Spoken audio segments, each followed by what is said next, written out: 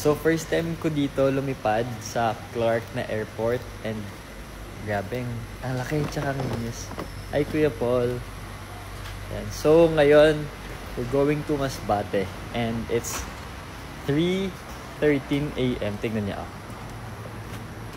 Oh, wala yan sa bahay. Dito lang yan. So cute. Wow. Look. So cute. Wow. First time ko dito. Ito pala. Parang gusto ko dito na lang lumipad always. Wala. May video din siya. May video din niya ako. Gaya-gaya ka. It looks so clean sa akin here. Wala pang tulog. Sa Manila. Ha? Talaga? Dapat may physical ID ka na. Ooh. Ito na, magbabag drop na kami. Nung naiwan ka sa Bacolod. Naiwan ka sa Bacolod? Gagi, nung naiwan ka sa Bacolod nung sa akin yung kasama. Ah, yeah, oo nga. Di ba, kasama ko yung mga boys nun? Buti na lang may picture. Hindi, tsaka buti na lang pumayag. Bag drop na kami. Ito na, Minex.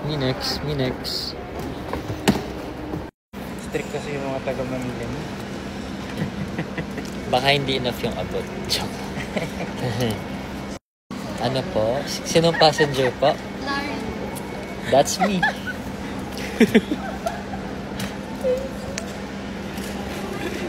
Hi, Larry mo. Sabi ko, pag-iipunan ko yung pangalan ko, papalit ako ng pangalan. Na, okay na yun. Larry. Hi, Larry. Hi, Paul. Hello. Ikot-ikot lang tayo. So, hanap lang kami ng makakapihan ni Kuya Paul. And, yun, see you Masbate. Mabuhay ka. Bye-bye! It's a prank. Magkakape pa kami dito. Yan, so, ano lang, pamatay oras. Kasi, what time na yung boarding natin? 4:55. So, you know, isang oras pa. Kaya, coffee muna, kahit walang tulog. Para dilat. Kasi baka pag naka-jeep kami, baka kami maiwan. Diba? Not worth it. See you, Masbate. Final na to. Bye-bye!